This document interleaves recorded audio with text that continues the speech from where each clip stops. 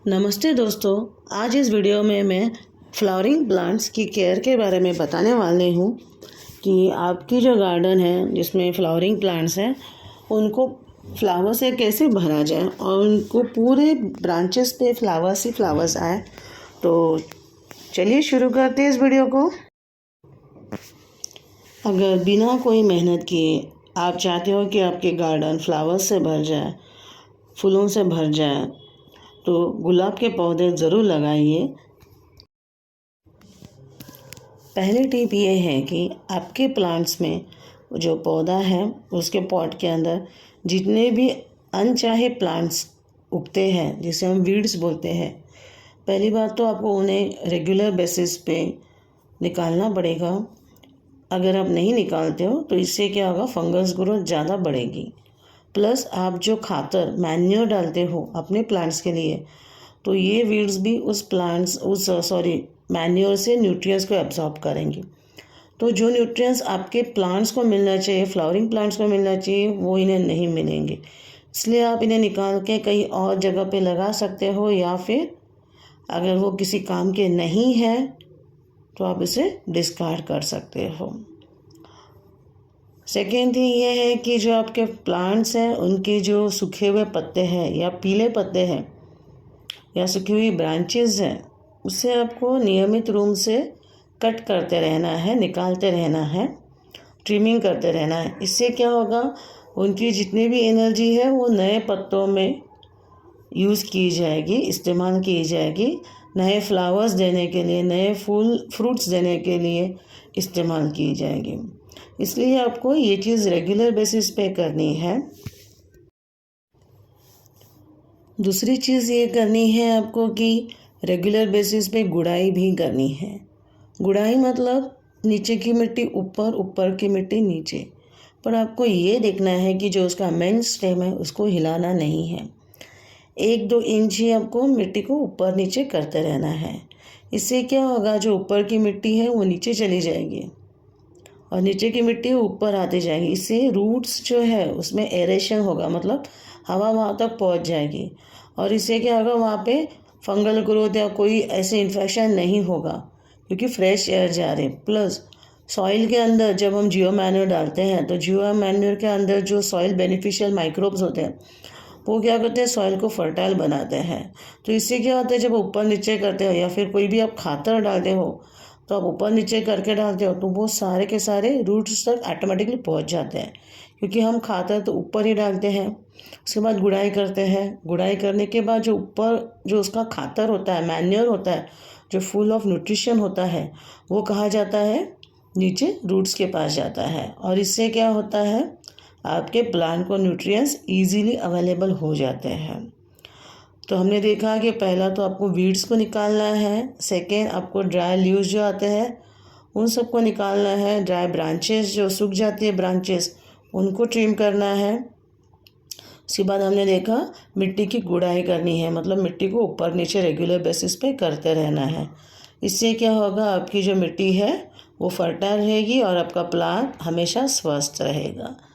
अगर आपको लग रहा है कि आपका प्लांट अनहेल्दी है या फिर उसकी जो लीव्स है, पत्ते हैं, वो ज़्यादा पीले पड़ रहे हैं या ब्राउन हो रहे हैं, तो आपको जल्दी से उसे ट्रीटमेंट देनी पड़ेगी। वो माइक्रो न्यूट्रिएंट्स की वजह से ये हो रहा है, तो आपको उसको अच्छा खातर देना पड़ेगा जिसके वजह से उसके जो लीव्स हैं वो पीले नहीं पड़ेंगे।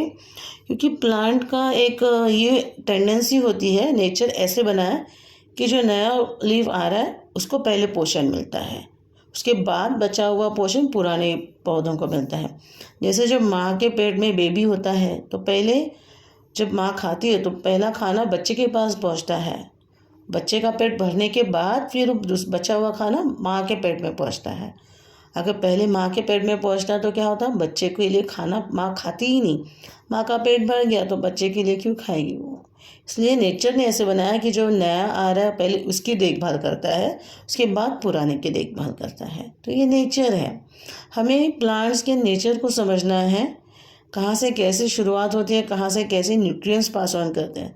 जब आप बेसिक नेचर के चीज़ें समझोगे, स्पेशली गार्डनिंग में, कोई भी चीज़ में आपको बेसिक्स जब आपको समझ में आएंगे तो आपके पौधे कभी नहीं मरेंगे। तो ये चीज़ें आपको याद रखनी है। अब बात आती है वाटरिंग की। ये एक सबसे इम्पॉर्टेंट टास्क है और जिसकी वजह से मैक्सिमम बार आपके प्लांट्स मर जाते हैं। मुझे हमेशा क्वेरीज आते हैं, उसमें तो मैक्सिमम क्वेरीज यही होते हैं कि ओवर वाटरिंग की वजह से प्लांट्स मर गए। तो आपको हमेशा पानी डालने के पहले सॉइल टेस्टिंग करके पानी डालना है, क्योंकि विंटर्स में क्लाइमेट अलग होता है, हीट कम होती है, इसके लिए पानी का इवेपोरेशन जो होता है, ट्रांसपिरेशन जो होता है लीव्स में से, वो कम होता है। इसके लिए प्लांट्स के पास ज़्यादा पानी होता है। समर्स में क्या होता है, भले ही वो आपने डायरेक्ट सनलाइट में नहीं रखे हो, फिर भी उसकी आजू बाजू की जो हवा होती है वो गर्म होने की वजह से प्लांट का जो स्टोमेटा होता है, जिसमें से पानी को एब्जॉर्ब किया जाता है एयर से, तो वो एयर एब्जॉर्ब करती रहती है और वो वाटर वेपर बन के हवा में उड़ जाता है। तभी प्लांट क्या होता है, नीचे से पानी, उसके बाद क्या होता है, एक टर्गर प्रेशर क्रिएट हो जाता है प्लांट के अंदर, जो रूट्स तक पहुंचता है। फिर रूट्स पानी खींचने लगते हैं और वो पानी वापस ऊपर पहुंचाया जाता है। तो ये प्रोसेस चालू ही होता है। इसलिए हम समर्स में क्या करते हैं, दिन में 2 बार पानी देते हैं प्लांट्स को। समझ में आया? ये रीज़न होता है। विंटर्स में आजू बाजू की हवा ठंडी होती है तो प्लांट में से पानी निकालता नहीं है। कोई भी गर्म हवा हो तो पानी खींचेगी, हवाएं ठंडी है तो पानी खींचेगी नहीं। इसके लिए प्लांट को विंटर में ज़्यादा पानी की ज़रूरत नहीं होती है। ये बेसिक लॉजिक होता है। और समर्स में हम 2 बार पानी डालते हैं, ठीक है। तो इसके लिए तो फिर क्या होता है, फिर प्लांट जो हम पानी डालते हैं, प्लांट वापस सोख के अपने पास रख लेता है। रूट्स जो होते हैं, समर्स में रूट ज़्यादा पानी सोख के रखते हैं, इसलिए थोड़े फ्लैशी जैसे होते हैं। स्टेम भी अच्छा खासा पानी स्टोर करके रख देता है, ताकि क्या है, प्लांट मरे नहीं। देखो, नेचर अपना काम बहुत खूबसूरती से करती है, हमें बस उसको नज़दीक से स्टडी करना है कि एक्चुअल में क्या हो रहा है, ऐसा क्यों हो रहा है, ठीक है। इसका मतलब ये नहीं कि समर में आपको प्लांट को बाल्टी में या टैंक में रखना है, नहीं।